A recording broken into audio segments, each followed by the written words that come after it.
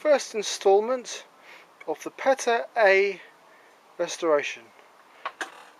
As you can see, it's fairly complete. It has got the original silencer, fuel tank, fuel lines, it's got a pulley on the side, and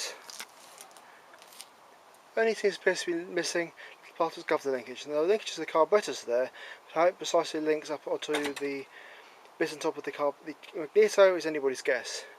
Anyway, the first job is to start cleaning the gunge. Now there's a lot of this oily dust gunge around the base and whatnot, so I'm going to start from the bottom, clearing the frame and clearing the sand and whatnot, and steadily work my way up. Some people say work top down, but you end up washing crud into things you don't want to get cruddy. Anyway, so I'm going to block off the carburetor, put some tape over that to seal that so you don't get crud in there unnecessarily, and I'll do the same on the end of the exhaust pipe to keep that clean. And one of the things I have found very useful is to have it slightly off the ground so you can sweep around it, have a nice slow stall to work on, and have a vacuum cleaner handy as well to keep up the mess, because if you don't sweep up oily dust and dirt as soon as you make the mess, then it sticks onto the floor and you can't get it off your drive. Well, you can see an awful lot of crud come off. I see I blanked off the exhaust and the carburetor, and see around there it's actually looking much cleaner. Now all I've done is knock the dirt off.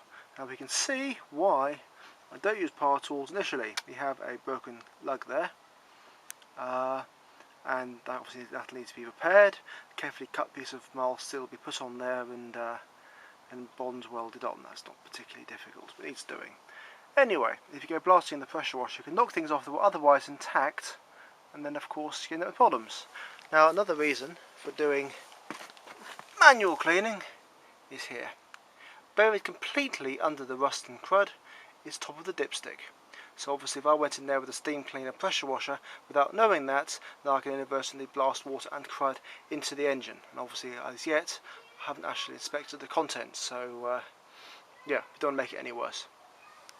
The magneto there is also pretty cruddy, and I've cleaned roughly round the filler cap there. And next job now is to blast off with a little bit of air to get rid of the bits which you can't really sort of get to, just get rid of the loose stuff, and then onto some engine degreaser, which I have an old brush, paint spoiled brush, and a little bolt of pliers. So that's going to be coated thinly over the surface to eat away the oil and crud, and then it'll allow it to be gently washed off with the spray. No force required really. Oh yeah, also right under there, bit of the shot, a little titty, if you could just about see it, right there, that is the magneto, the governor, the little pusher. So obviously that's another area you want to be a bit careful of, that you don't start pushing dirt into things. Now, with everything being encased like this with oil and crud, you know, it's probably okay. Now you can see a few hints here and there, around there, of grey. Here again, traces of grey, and most tellingly, in an area which hasn't really seen the light of day for a long time, if you can see it, is there. Grey paint. That means it's probably, and from the age of the engine I'll say it's almost certainly war department. Doing what, I don't know. However, that paint does rather prove it. Paint trace. Doesn't appear to be any undercoat at all, just grey over cast iron. Hopefully I'll find some more fragments when I take a few more pieces off. But right now, quick blast through the airline, and then on to the liquid cleaning. All quite fun and very messy. Always make sure you clean up between each stage.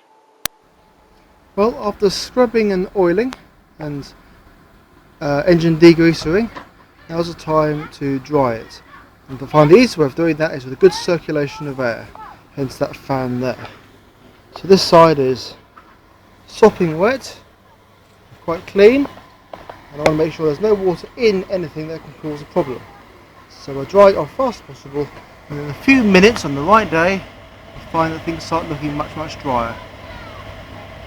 And obviously I haven't tried to free anything, so the sump dipstick there I haven't freed, so it should maintain a reasonable seal, although you wouldn't want to guarantee it. And of course the next job is going to be to open up the dipstick and the oiler. You've got your dipstick there and your oiler there, and actually look for water ingress. Also, I'm going to move the cover here and check the water's hasn't got into there. With a bit of luck, it hasn't.